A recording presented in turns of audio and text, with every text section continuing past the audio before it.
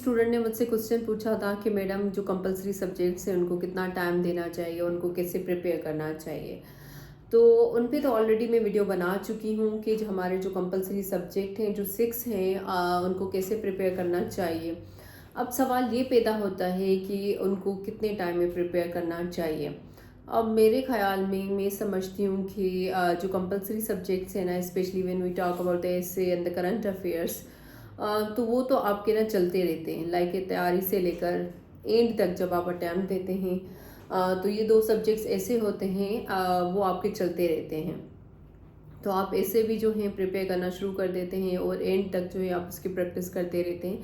मतलब कभी भी ये टाइम नहीं होता कि ये 2 सब्जेक्ट्स ऐसे, मतलब हम कहें कि इनकी पूरा हमने सिलेबस कवर कर लिया या इनकी तैयारी हो चुकी है।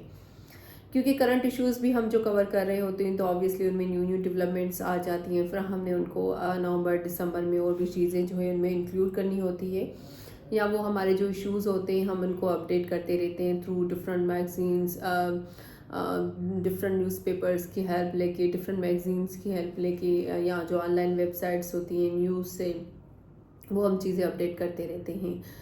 अब उसके बाद दूसरे सब्जेक्ट्स हैं पाकिस्तान अफेयर। तो पाकिस्तान अफेयर में समझती हूँ कि आपने ना हर एक सब्जेक्ट को 10 to 15 डेज देने हैं, और उसका पूरा जो है वो सिलेबस, पहले तो आपने पूरा सिलेबस कवर करना है जो गिवन सिलेबस है एफपीएससी की तरफ से। उस पूरे सिलेबस को आपने पढ़ना है, और पूरे सिलेबस को पढ़ने के बाद आप 5 to 6 ईयर के जो पास पेपर्स हैं वो उठाएं।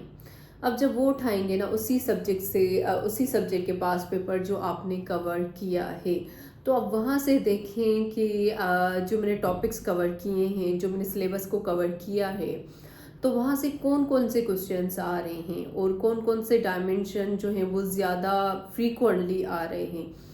तो अब पास पेपर जब हम देखते हैं ना, आफ्टर कंप्लीटिंग अवर ऑप्शनल और कंपलसरी सब्जेक्ट, तो हमें वहाँ से कुछ एडिशनल एरियाज भी पता चलते हैं कि लाइक कुछ एरियाज जो होते हैं वो हमसे मिस हो जाते हैं, कुछ स्किप हो जाते हैं।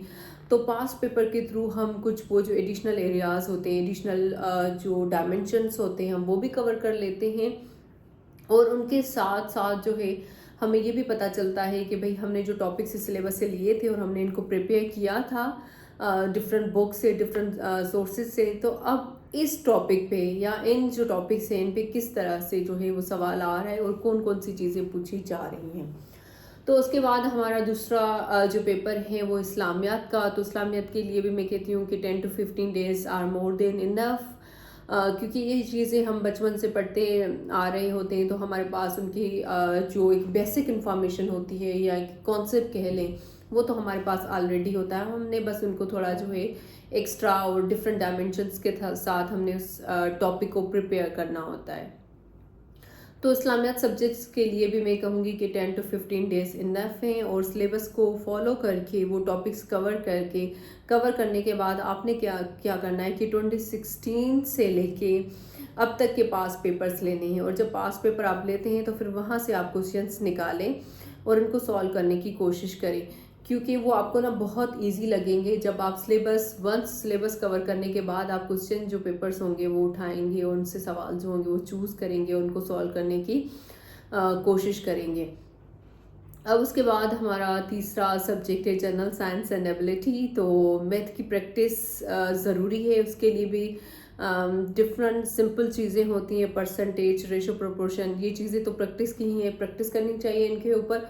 और बाकी जनरल साइंस का जो पेपर है उसमें भी हमारा बायोलॉजी का पोर्शन आ जाता है, केमिस्ट्री का पोर्शन आता है, एंड फिज़िक्स का पोर्शन आता है, और कंप्यूटर का पोर्शन आता है।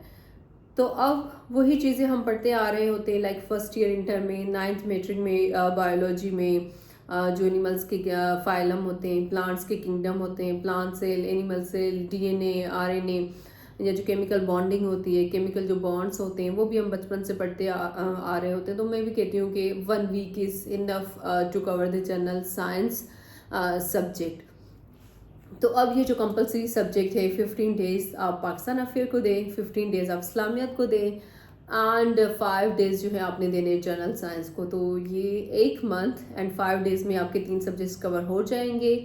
और उसके बाद जो हमारे पास रहता है ऐसे तो आपका चलता रहता है, शुरू से लेकर आखिर तक चलता रहता है। और करंट अफेयर्स आप रूटीन में भी जब न्यूज़पेपर पढ़ते हैं, रूटीन में न्यूज़ देखते हैं, आप मैगजीन्स के डिफरेंट जब आर्टिकल्स पढ़ते हैं ऐसे को प्रिपेयर करने के लिए, तो आपका जो ऐसे का जो सब्जेक्ट है ना वो वहाँ से कवर हो रहा होता है, मतलब शुरू से लेके एंड तक आपकी उसकी प्रिपरेशन हो रही होती है।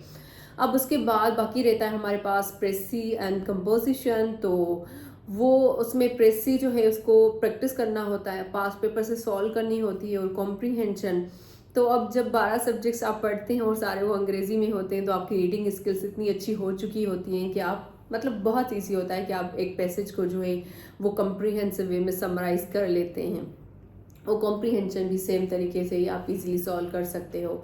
और उसके बाद उनके डिफरेंट डिफरेंट पार्ट्स होते हैं, ट्रांसलेशन एंड उसके बाद pair of words and idioms, vocabulary. तो उसके लिए डेली आपको 1 आवर देना चाहिए। लाइक उस 1 आवर में आपने कुछ जो है सिनोनिम याद करने हैं, वोकेबलरी याद करनी है, पेयर ऑफ वर्ड्स याद करने हैं, और पेयर ऑफ वर्ड्स के साथ साथ जो है आपने ईडियम्स भी याद करने हैं। तो कंपलसरी सब्जेक्ट्स के लिए यही स्ट्रेटेजी होनी चाहिए। लाइक आप 1.5 मंथ ले लें, उसमें सब्जेक्ट्स कवर कर लें जो मैंने बताएं, और बाकी ये जो 2 सब्जेक्ट होंगे करंट अफेयर, एसे एंड तीसरा कंपोजिशन का, ये आपकी जो है ना प्रिपरेशन आप मतलब एंड तक इनकी चलती रहती है। आप इनको 1 मंथ में जो है ना वो पढ़ के बिल्कुल बंद नहीं करके रख सकते, लाइक जैसे हम अदर सब्जेक्ट को करते हैं, लाइक जनरल स्टडीज़ और IR, कि वंस हमने उनको कवर कर लिया और हम बंद करके रखते हैं, फिर हम टाइम जब आता है रिवीजन का, कोई मॉक पेपर देने चाहते हैं, टेस्ट सीरीज देने जाते हैं, तो देन हम उनको रिवाइज कर